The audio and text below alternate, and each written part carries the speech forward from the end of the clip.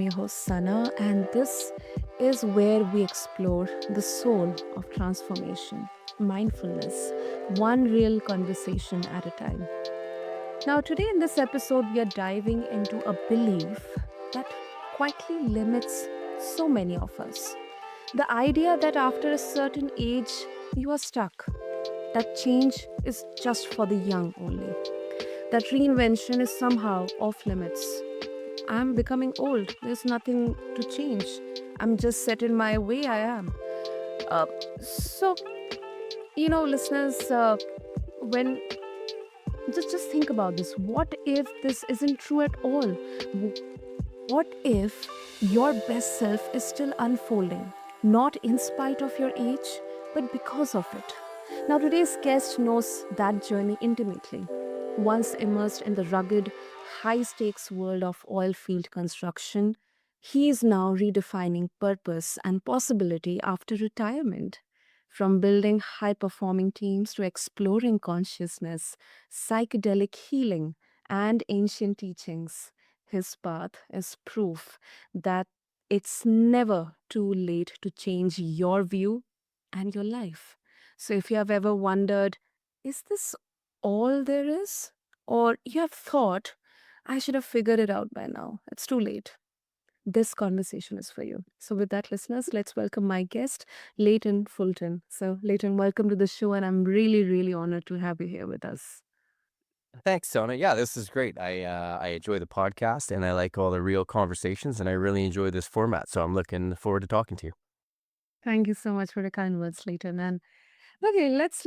And when I was reading your intro, it is like you had it all figured out in your corporate world. Many would call, I would call it as a successful career, a solid career, raising children, doing all the right things. But then you still found yourself asking, what now? So, can you walk us through that moment of realization or that epiphany? Yeah, for sure. It was something, that I didn't really have, that epiphany, you're talking about that aha moment. It Mhm.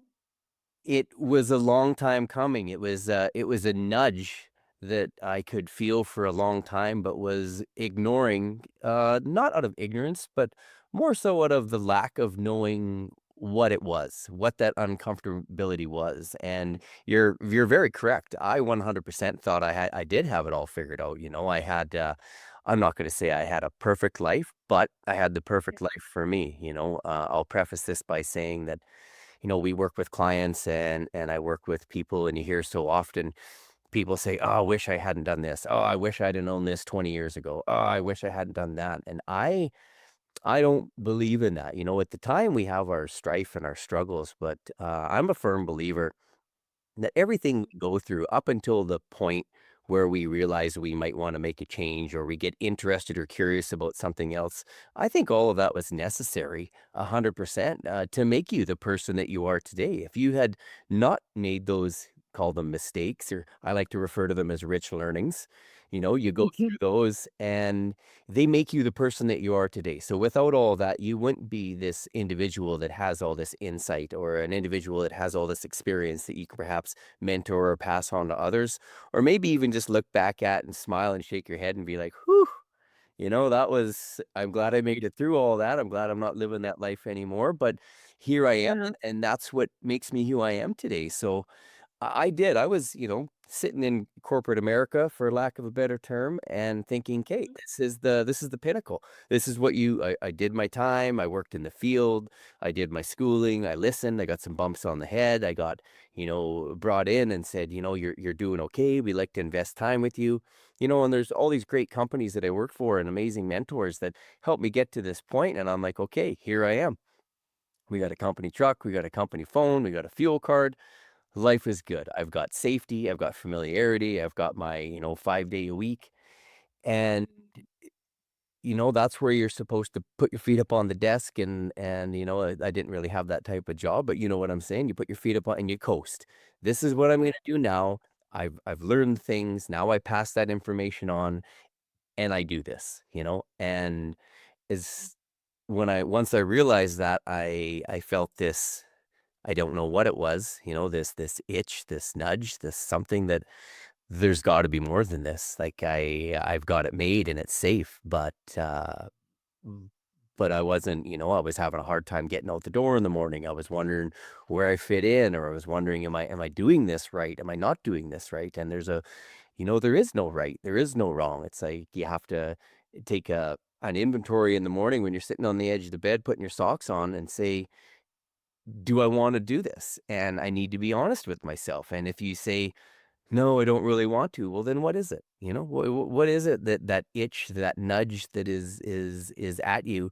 What is it? And it takes a lot of honest, hard conversations to, what do I like? What don't I like? Is it about just doing things that you like forever? Or what is it, this thing that I'm looking for? And that takes a lot of time and self-realization, or a lot of books, a lot of time alone, and a lot of thought to kind of figure that out. Mhm.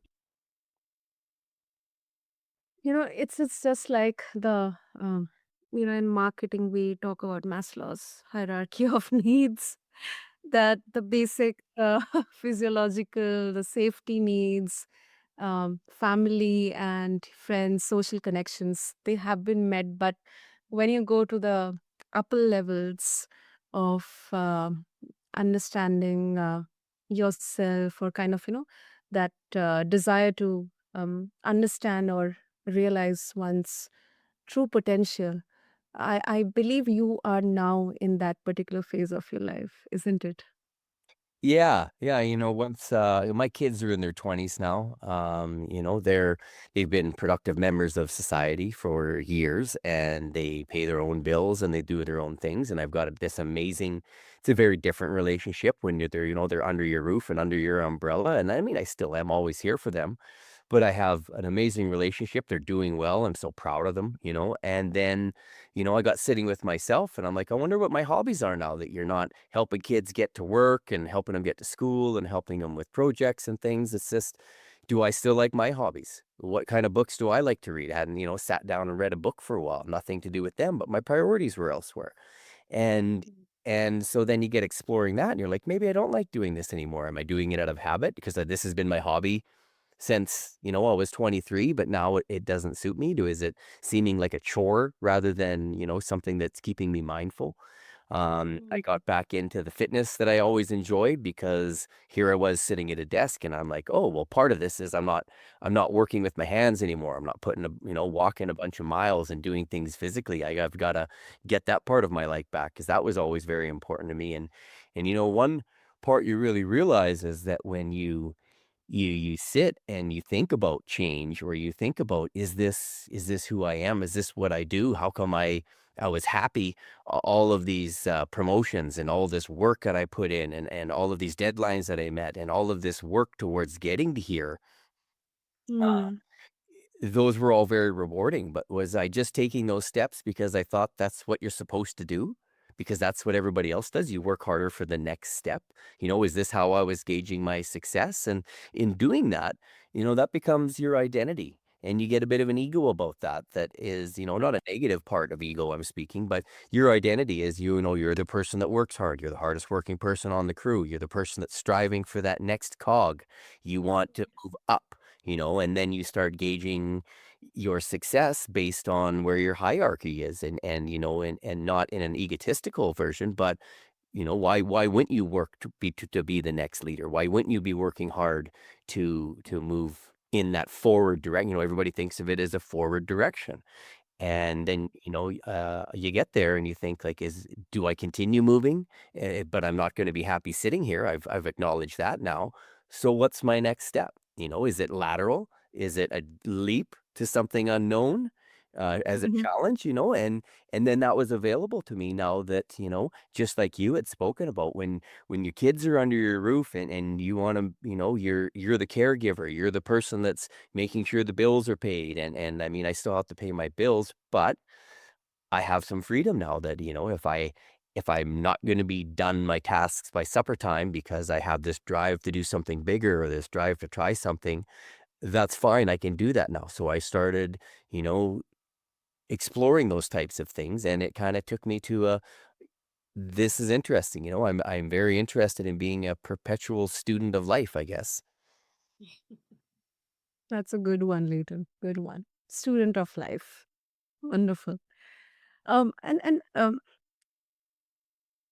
in your let's I'll just call it a second innings of your life.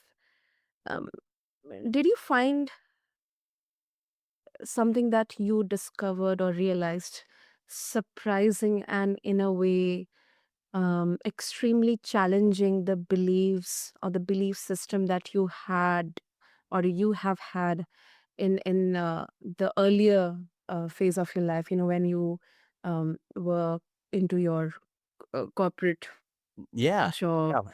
Yeah, for sure.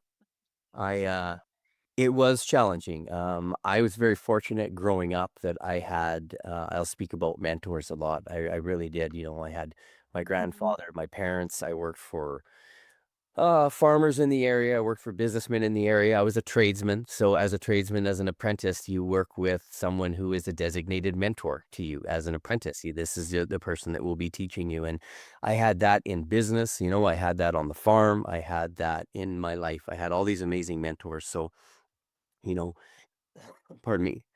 And they encourage you. A good mentor encourages you to, anybody can get up in the morning on time and come and do stuff. So what is your flavor to this? What do you bring to the table? What is your gift, your special, that you can bring to it? And so I always had that in the back of my mind, but it always would be in reference to work, to my hands-on, to what I was doing. And I found that the further I became successful or moved forward in my career, the less I brought that forward in my personal life. Because I was veering off, and my career was becoming my identity. Mhm. Which, when I was younger, and I mean, I traveled. I had a job that allowed me to travel all over the country and meet thousands of people of all walks of life, and it was Mm. amazing. But then again, speaking about taking that next, it wasn't sustainable. So I was taking those next natural progressions to, to get an office job, to get home, to be at home and to raise a family and to be present for my relationships and my family and for myself, not just be chasing the next project, but be home. And once when I was home, I found a comfortable place, and then I had those times to sit in there. And, some of the decisions that you wanna make to chase something or to explore something that's out of your comfortability might not be something that all of the people you've been hanging out with for decades or your friends or your support group are interested in. So, Mm. you have to be comfortable with being with yourself and saying, "I am going to explore this on my own," and I have a great support group of friends that are like, "Hey, you do you, man. We're still gonna be your friends regardless of what you're doing outside of our time together." But it was hard in that I like the curiosity. I really found that I do love learning. I Mhm. had to find my style of learning. I'm not good with sitting down and just reading books and copy and writing. So I found, I have good audio comprehension. I love it that we have audiobooks now. The internet is a great place to find information, but you have to clearly filter out, and not just go down your echo chambers and find the things that are easy to learn. So, that was uncomfortable at my age. I'm not that old, I'm not speaking like I'm totally out of the whack, but So, I never learned to type in high school. That's not the kind of high school that I'd went to. I wasn't really very savvy and technology on computers. So I'm like, if I want to expand myself and take these courses and do these things, there's some very basic tasks that I have to put my ego in my pocket and bumble around and ask people for help and take these other courses to learn very basic things. So you have to be willing to, again, put your ego to the side and be like, I don't know what I'm doing here, but I am so called to learn something that I need to do these things. And it was interesting, but then you learn things and you wanna talk to somebody about it. You wanna throw ideas around, and I would come back to the people again, that have been close to me for decades, and even my family, and it's just, who do you talk to about it? They're not enveloped in this learning of whether it be spirituality or whether it be learning how to navigate your way through, being a better person, whether it's coaching yourself or, I was reading books that were kind of out there for my, Mhm. quantum physics and quantum science. And I was kind of having to not find new friends, but find like-minded individuals to discuss it with. And that's great. Mm. But you do end up putting a bit of your life, behind you. True, true. And in this whole, one thing I truly understood that you went through that process of unlearning to learn, because you are absolutely right. You have to keep your ego in your pocket to learn something which you may not find it very easy, which may not be going along with the belief system that you have. But uh, and this is something that is so much connected with the idea of mindfulness.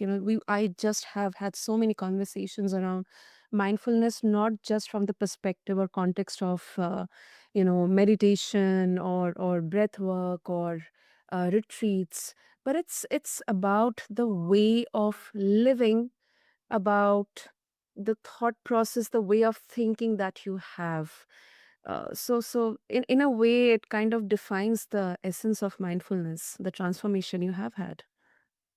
Yeah, very much so. That was pardon me, that's exactly where it started. I had Mhm. gone to I had gone to a counselor, once I had when I was sitting in my office and I'm like, "I'm not really good at this typing, I'm not very good at sitting down." That was never my if you talk to any of my teachers when I went to, school from kindergarten to grade 12, that's not one of my strong points, the sitting down and the doing things, but, that's been my life, but when I'm interested in something, you can pour your focus into it, so I went to a counselor and said, "I need some tools." I had been just kind of had a chaotic energy and I just said, I'm not very interested in this, but I want to be better at it. And that was with the corporate job that I'd had at the time. So I had gone on ADHD meds. It was Concerta, which is, an amphetamine that was great for sitting and doing a job, but it Hmm. was I didn't care for it. At the end of the day, doing everything felt very mechanical. I felt like I'd lost my spark. And I'm like, well, this is a great tool for doing these things that you're not interested in, but I don't want to do things that I'm not interested in forever. So I started really exploring mindfulness. That was the first thing that this counselor had said. Well, mindfulness is being present, and you get into the Eckhart Tolle, you get into the Alan Wattses of the world and Thomas Mhm. Campbell and individuals that, there is no past, there is no future, there is only the now. There is, just be present and worry about what's in front of you, and Mm. that can, very much quiet your mind, and that was something that I'd learned that, mindfulness, just like you spoke of, can be reading a book, it can be going for a walk without headphones on, it can be, making a playlist for your yoga class that's Yeah. coming up later. It can be anything that is, just being present, and when I learned that, I realized that, there's not a you don't need a 1, 2, 3, 4 procedural book to becoming enlightened or becoming you being your best person. You just need effort and you need intention that I want to do this. And if you tell yourself you want to do it, your nervous system will feel when you're doing what you're supposed to be doing. You're doing what you want to be doing. Mm. That's right. I couldn't agree more with that. It's a feeling, and um it's kind of a choice, and there cannot be a one size fits all approach for everyone. And Leighton, you of course cover on that you did dive into meditation consciousness, and in fact you also dived into psychedelic therapy, and it opened new doors for you. So what surprised you most about those explorations, especially psychedelic therapy? Because there are so misconceptions hovering around this particular approach here. I mean, how did this shift your perspective on aging and identity? A lot of many questions, but yeah. That is awesome question. Uh, one thing that I will definitely, yeah, the psychedelic therapy. I entered into it as a student, and had a psychedelic journey with some experienced individuals. and they express the importance that psychedelics are not, or we were not using them for escapism. I had one experience and that was, that showed me what was available to me. It showed me a different way of thinking. It gives you the opportunity to spend some time with yourself. And when you're doing that with again, comes back to an intention, going in very grounded, going in with an intention to, rather than just have an experience, go in and say, hey, I want to discuss this with myself, or I want to experience my mind thinking outside the box. I want to see what else is available to me. I put myself with all these rules, all these regulations that this is how you think and this is what you do. I would like to experience my childlike mind again, where Yeah. you just think and experience and look around and say, isn't that interesting? And get Mm. curious. When you get curious, you engage your mind with such an amazing way to think outside of the procedural. Oh, I thought this, now I do this. We do this, then we do that. And you just put myself in that space and say, how am I going to react to that? Am I going to be uncomfortable? Am I going to be enthralled, or am I going to put that to some use and integrate that into my life and say, you know what? Your experience, your perception is your reality. So, am I just perceiving that, have I put myself in this box with borders and with walls and with my blinders on? Have I done that to myself? You can't blame anybody else. Nobody can do anything to you. That's you, your perception of I'm doing this, I'm perceiving it this way. So it did that, and it did. It was uncomfortable, because I had given myself these rule sets that this is who you are and this is your ego, and you have to confine within that. And it opened up my thinking, just that, again, perception being your reality. So being able to feel connected, being able to feel an openness to just think whatever you want to think. It really did feel like I was experiencing that childlike mind of mine again, with curiosity and just a smile on my face all the time. So I came out of that journey just with the knowing that, you know, this isn't escapism if you do it properly. If you do it with someone that can keep you grounded and give you that intention. And when you integrate it into your life, you don't need to revisit it. It's an invitation of, this is available. You can simply be mindful, put yourself back into that mindset, and be right back there without the medicine. And that has greatly, you know, it's changed my life, and it's changed how I experience life. And it's not about chasing positivity and happiness all the time. You, like I'd spoke a while ago, when you do have these uncomfortable moments, it's not about fleeting from them. It's about being mindful and sitting in them and saying, "Why does that upset me? Why did that interaction make me angry? What was it about that that's causing me to feel this way?" And it really slowed me down and gave me the ability to sit in that and be honest with myself and then release things. So, humans are the only mammal on earth that, for some reason, we like to bottle things up. If you watch a rabbit or a bird, or, I mean, I use these examples because I have a lot of wildlife where I live. If you Oh, yeah. watch a small animal escape a predator, it gets into the briar patch, or it gets back in its home, or it gets into the tree, and it shakes it Mm. off. And then it carries on because that's what you have to do. Humans like to, put that in a jar and stuff it deep down and hold that in. And eventually it's going to rear its ugly head again. And if you haven't given yourself some tools to be able to sit in it and acknowledge why you shoved that away, or why you didn't deal with it, or who the person you are today thinks of that now, your nervous system is going to be dysregulated. And I just don't think that you can enjoy the point of being fully human and being here and now if you don't grab some of those tools. Absolutely. Absolutely. And that's kind of not sure, but what I understand is as you mentioned about the examples of humans and wildlife, that's kind of the um, learning I can take from evolution or adaptation. That instead of just escaping or trying to uh, avoid or moving away from the problems, um, let's try to embrace them and try to understand, be not reactive but more of a proactive. And of course, right now, if we talk about today's context, Leighton, that there's so much happening around us. It's really, really, it's kind of impossible to, uh, to a huge extent that we can cut away ourselves. But how do we bring that filter within us, that this is something good for me, this is something bad for me?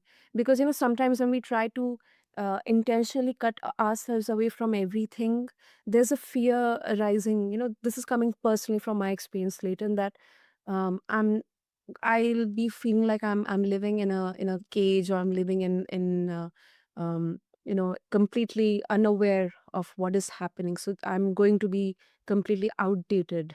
So that's going to be harmful. So let me just be exposed to everything what is happening. So it becomes kind of a vicious circle. So what's your opinion on this? Yeah, yeah, and the point is, again, you said it greatly. When you start doing that, you can alienate yourself, and you can, if I'm just going to be all about me, then you do become this individual that's not connected. And you know, uh, when you get that uncomfortability, or when people get, your nervous system, and you're like, oh, I use the example of meditation and yoga, and everything is amazing. I do both. I love my yoga practice, but whether it's fitness, or it's exercise, or healthy eating, or anything, so many people are very quick to, when they become uncomfortable, they're like, okay, I'm in this funk. I got to get myself out of it. I'm going to go do some yoga. I'm going to go for a walk. I'm going to do this. Those are no different than if you're self-medicating, by having a glass of wine, or indulging in something else. It's that it becomes escapism, and not dealing with what the uncomfortability is. And I can't remember the name of the fellow that had mentioned it, but we here are all and back to the psychedelics. They made me really realize that you can be disconnected from the world, and yet still be part of the whole. So, if that makes any sense, we're like, there's, I think it's Alan Watts that speaks of, we are but a droplet of water in the ocean of consciousness. So, your life arc is, if there's a splash, you, as this droplet, leave the hole, and do your arc, and experience all this stuff, and then return to the hole. So we never really leave. We're always connected to everyone. And I do have to say, when I had the big realization that I can do my own thing, but I'm still part of a support system. I'm still part of the whole, and part of everything. When that gives you that safety to be able to acknowledge that you aren't really leaving, you're just being a distinct individual, or that you're being a distinct part of that whole process. You're not separating yourself from anybody, and you do have to remember that, or you can cause yourself to feel alienated. And it's like, am I doing this on my own? But, you never really are, if you can put yourself back into that state of connectedness, that mindfulness. Absolutely. Absolutely. Beautifully explained, Leighton. Of course, keeping in interest of the time before we wrap up, Leighton, if our listeners they would like to connect with you and get a hold of the wonderful resources that you are sharing with everyone, what will be the best way? I work for a clinic called Lifecraft, and it is available online anywhere at lifecraft.me, and that will take you to the website. And there's a link tree there, that we have nutritional healing with, we have ancient foods, with pemmican, nutritional, non-vaccinated, free-range food. We have therapy. We have hypnotherapy. I'm a certified hypnotherapist myself. We utilize engineered sound for sound therapy, and all sorts of stuff that just, really helps you. There's so many different ways to help a person get connected, to yourself. And if you don't know where to start, just try something, and be honest with yourself about how something makes you feel. And those are all available at Lightcraft, at that lifecraft.me website. Wonderful. I'll make sure to have all the links and details in the show notes. And Layden, this was such a frank, honest conversation. For me, it didn't feel like a podcast, but just a regular, coffee conversation. So That's thank awesome, me too. Yeah, I love the format, and I thank you for talking to me today. It was great. You asked great questions, and it's engaging. It's nice to hear some feedback from, just again, just having a conversation with a like-minded individual. So this is great. Thank you for your time. thank you so much, Layton, for your kind words. And to all the listeners, it's a rhetoric, but what if the life you want isn't behind you, but waiting quietly within you? Well, today's conversation reminds us that the path to change isn't a dramatic leap, it is a gentle unfolding, like the peeling away of an onion. A willingness to question, to listen to the quiet nudges, to release the old scripts that no longer fit. Whether you are 45 or 75, or in fact 95, you're not too late. You're right on time. And thank you to everyone for being a part of this podcast, The Mindful Living. If you like this conversation, then please subscribe, share this episode with someone that they need. And also, until next time, this is your host, Sana, signing off. Thank you.